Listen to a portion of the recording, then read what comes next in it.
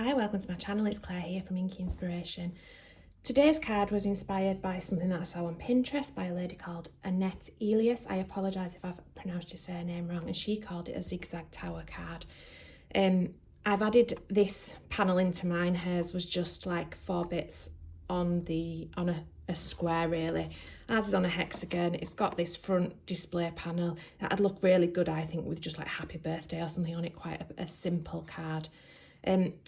It's really easy to make, so I'll show you how to do it. If you haven't already, will you please hit that like and subscribe button and leave me a comment, let me know whether or not you like this. So as always, all the measurements will be written in my blog post, which I will link in the description below if you prefer it that way. I'm going to start with a sheet of card which measures 8 by 8 1/4. And on the 8-inch side, we're going to score at half, 1 3/4, 3,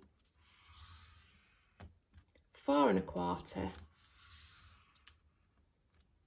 5 1/2, and 6 3/4. You're then going to fold and burnish these all the same way, so I'm going to fold them all as mountains.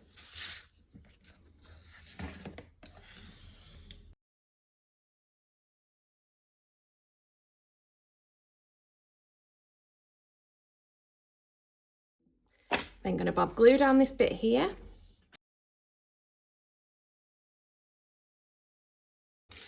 Fold this bit back on itself and fold this bit over, and you should join beautifully on that score. So once you're happy that the glue's dry and it will stand up by itself, that is your card base. Give it a bit of a squish.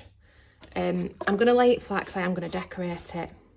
So I've got 4 pieces of card which measure 1 1/4 by 3 3/4, with the patterned paper being 1 by 3 1/2. And I've used a Made to Surprise It's All Fun and Games paper set, and it's this one here, which is like roulette wheels and a deck of card and some casino chips.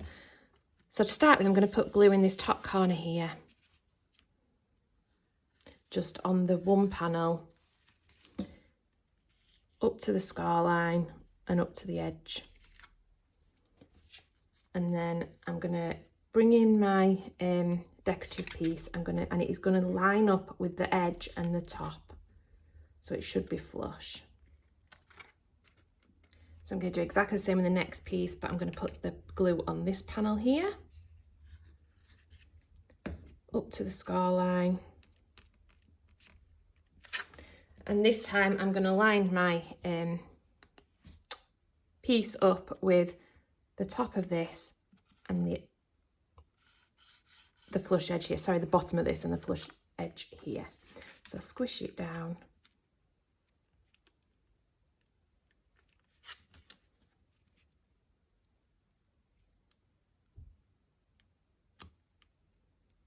Like so.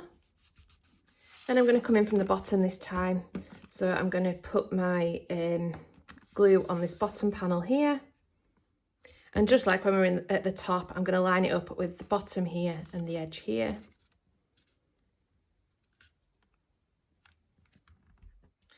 And then glue on this bit here.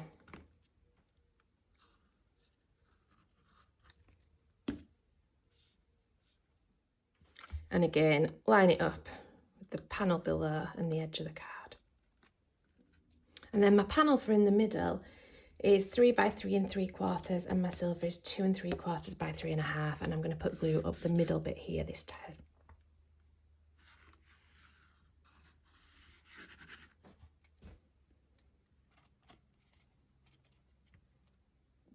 So I've cut a panel to go on the back of my message, which is 1 inch by 8.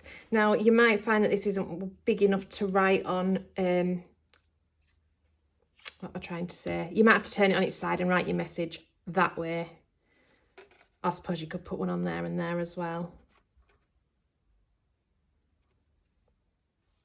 This is actually for my dad from the kids for his birthday, so they'll just write on it sideways. It'll be absolutely fine. So, right, let's get around to decorating this front panel.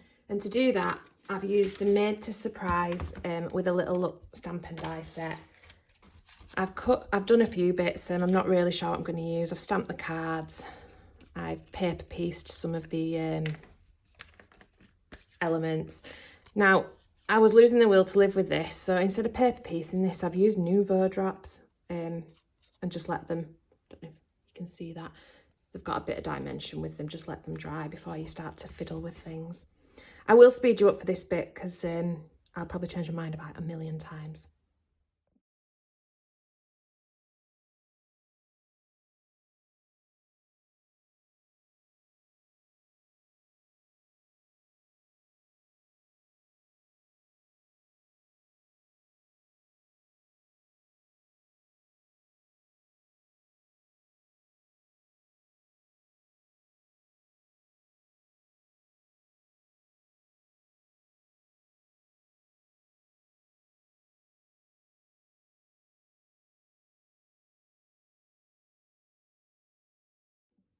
And then just some foam tape to add a bit of dimension for my roulette wheel. So there you have it. Thank you ever so much for watching. I really hope you like that. Please don't forget to hit that like and subscribe button.